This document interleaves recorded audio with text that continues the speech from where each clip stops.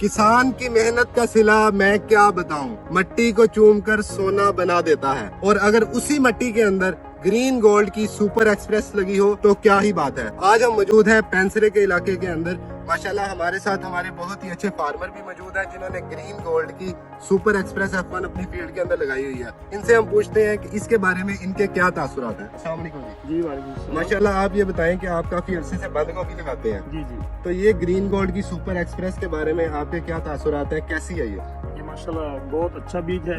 ठीक बहुत है। कंपनी अच्छी है माशाल्लाह, सारे ब्रादर बहुत अच्छा हमारे साथ तावन कर रहे हैं। ये हमारी तकरीबन 2.5 माह की फसल है। ठीक है। लम्बा इलाके में सबसे ज्यादा अच्छी फसल ठीक है। अल्लाह के फजल करम से हमारा नतीजा बहुत अच्छा निकला। ठीक है, आप ये बताएं लोग आके आपकी बंद गोभी की फसल को देखते होंगे जी, तो इसके बारे में क्या कहते हैं वो? माशाल्लाह वो बहुत खुश होते हैं कि इस इलाके में हमारी फसल अच्छी है और इस पर वो बहुत अच्छी मेहनत हुई है।